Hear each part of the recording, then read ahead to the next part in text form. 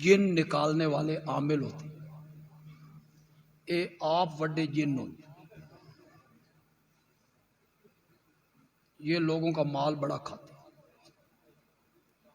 اور غلط طریقے سے۔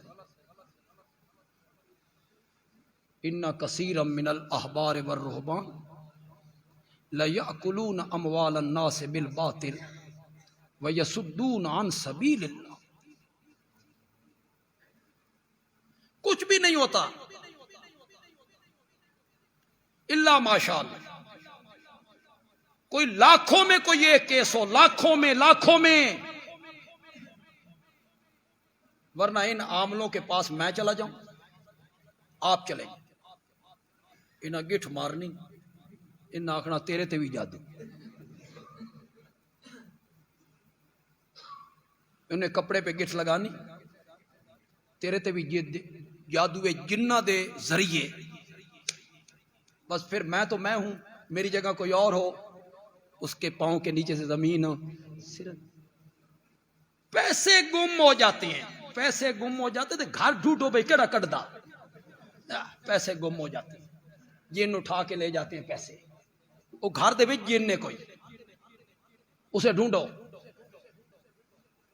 یہ بڑے بڑے فنکار ہوئے ہیں جناب، یہ ہماری جو خواتین ہیں جنہیں جن چمڑ جاتے ہیں، یہ کسی انگلستان اور امریکہ اور برطانیہ کی لیڈی کو نہیں چمڑتی نا، صرف پاکستانی عورتوں نے چمڑ۔ یہاں میں بڑی مدت کی بات ہے، یہاں میرے پاس ایک عالم آئے ہوئے تھے، اہل حدیث مکتب فکر کے تھے، چلو نام بھی لے دیتا ہوں، مولانا قاری عبدالحفیظ صاحب، اللہ ان کی قبر کو منور کرے، حضرت شیخ القرآن مولانا غلام اللہ خان کے شاگرد، میرے ساتھ بڑا اچھا تعلق تھا، ہم جیل میں بھی اکٹھے رہے تھے 3 مہینے۔ تو ہمارے پڑوس میں ایک صاحب رہتے تھے، ان کا بیٹا تھا الیکٹریشین کا کام کرتا تھا، یہ بجلی کا کام، یہی نماز پڑھتا تھا۔ ان صاحب نے مجھے پہلے کچھ دن کہا بھائی جن ہے، جوتی اٹھا لیتا ہے، کبھی پاوے پہ مارتا ہے، ہٹ جاؤ نکل جاؤ۔ ایک دن رات آ گئے جناب، وہ 12-1 بجے کھڑکایا دروازہ کہ جو تے ہن جن سن لیندا۔ میں نے کہا مجھے تو کوئی طریقہ نہیں آتا، نہ مجھے پتا ہے یہ کیا ہے کیا۔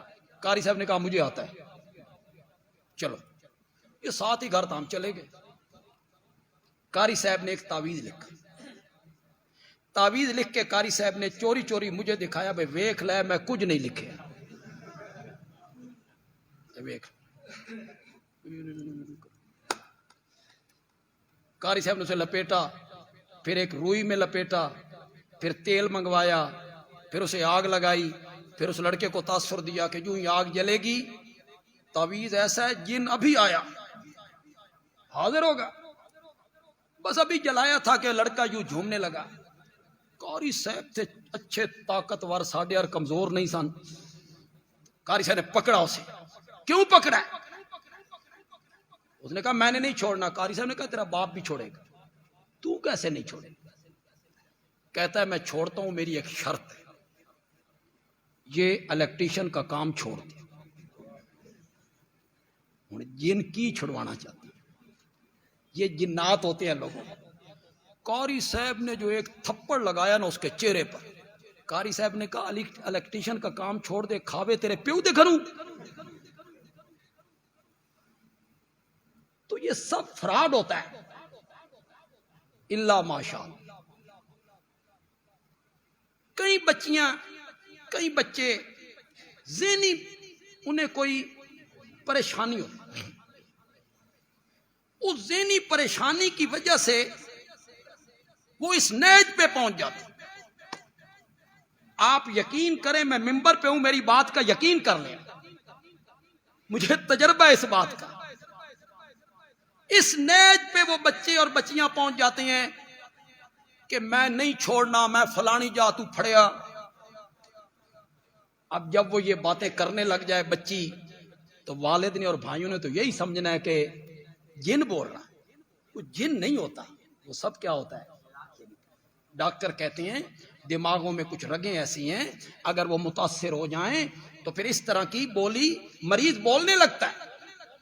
ये नफ्सियाती होता है सब, लेकिन ये ऐसे जालिम हैं, उन्हें धुनी के चक्कर में, तवीज़ों के चक्कर में, तवीज़ लिख लिख के बाल्टी में डालो गुसल करो, उस चक्कर में उस बच्चे और बच्ची को इस नैज पे ले जाते हैं कि आखिर में वो पागल हो जाते हैं।